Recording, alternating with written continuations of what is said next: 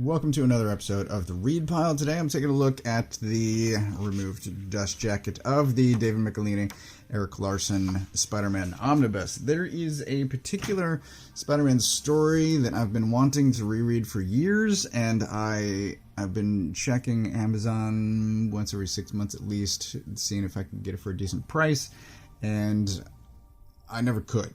Little realizing that I already owned it, because I read most of the Amazing Spider-Man stuff from Kraven's Last Hunt up through the 360s Carnage, which was what I primarily read as a kid in these epic collections. And then I replaced some of this stuff with the Todd McFarlane Omnibus and then the Erik Larsen Omnibus, not realizing that it also included the story I wanted, which is Larsen's Revenge of the Sinister Six run from Todd's adjectiveless Spider-Man.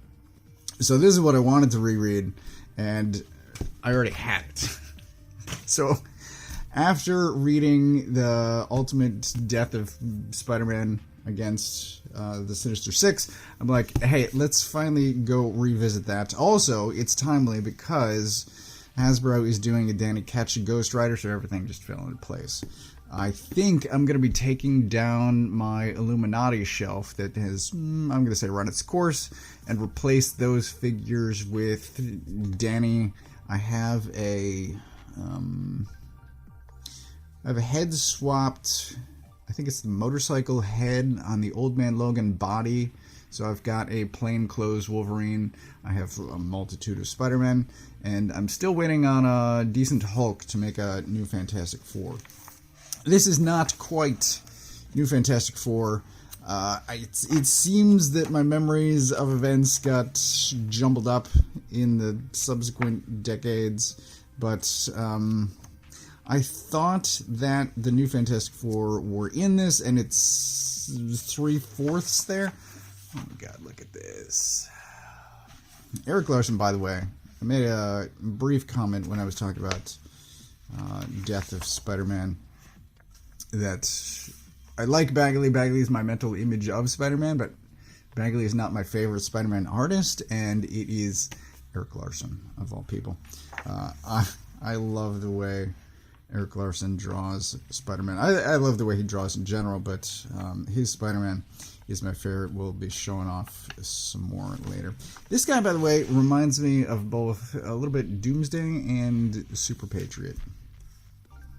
So I think it's... yeah, look at those. I mean, it's possibly the goggles and the green, and I don't know. But Revenge of the Sinister Six. This also has his standalone Beast story where Peter and MJ are talking about having kids, and it's... I don't remember that at all. I read that as a kid. I don't remember the story at all, but it's pretty wild. It's fun times. Anyway, Revenge of the Sinister Six. I have wanted multiple figures from this for a long time. One including a either gray or green kind of plainclothes Hulk when he was smart. This is where my memories get jumbled up. I had all of the Marvel collectible trading card things from the 90s. And New Fantastic Four had one of those cards. I read the back of every one of those cards. Not quite had them memorized, but I knew those cards front and back. So I knew the Fantastic Four. I guess I never actually read an issue with the New Fantastic Four. Like I said, this gets close with Ghost Rider, Hulk. There's no Wolverine in here. And so years back when they were releasing a Cyborg Spider-Man, Hasbro, I've got him over there, I was trying to remember who else was on that team, and I'm like, I know it's Ghost Rider and Hulk, but I remember Sleepwalker being involved. I kind of remember Deathlock involved in this, and I'm like, who was the fourth member? This is not quite, we'll get to White Suit later, but this is another figure that I want.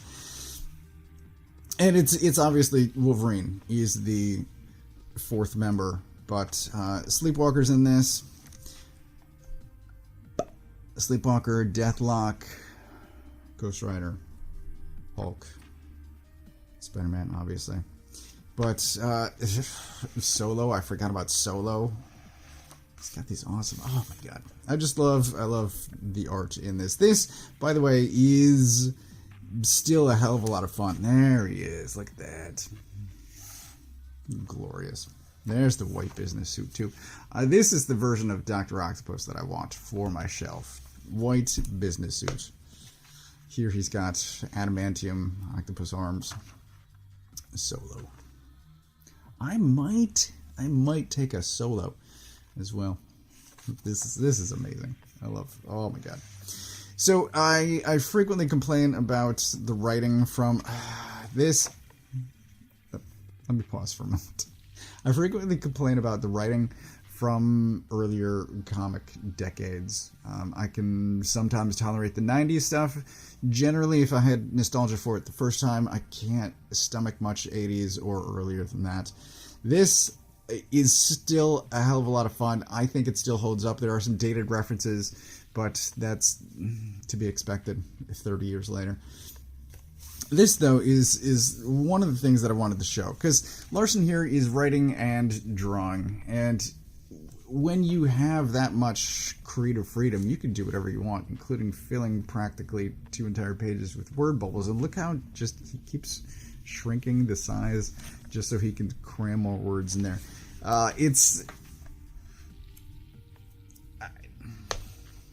think it's nice that the writer, the artist, isn't burdened by the writer's script. Here he has complete freedom to do whatever he wants, and he's like, I'm just going to shrink this guy even smaller so I can fit more words in there. Like, it's, I'm going to say, nice. And I don't know what's going on with this background. It's just shapes. Shapes and colors. But Spider-Man winds up with a broken arm. This is a cast, by the way, but that's a cast. So insane. Spider-Man gets the crap beaten out of him multiple times, and looking at all of this, I really want a battle-damaged Spider-Man. There's some other really good ones, but I would like a shattered eyepiece Spider-Man. It would probably be hard to do in a 6-inch scale, but oh man, it would just be awesome. Anyway, I've been praising it already, but I'll say again, this was a heck of a lot of fun. It is still great, still awesome, still highly enjoyable, and I want figures of these guys on my shelf. I have a Deathlock. I might buy a Sleepwalker.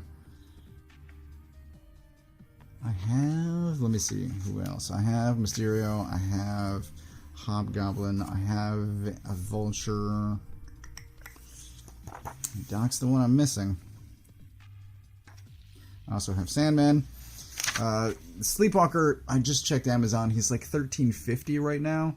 I had been thinking about him for a while, and I've always passed, but if I'm building sort of a new Fantastic Four shelf, I might throw him in there. I might move Deathlock over there too, because I have 2. I've got one with the X-Force. I've got one hanging out with Cyborg Spider-Man. Yeah. But Hulk is who I need. I need a Hulk.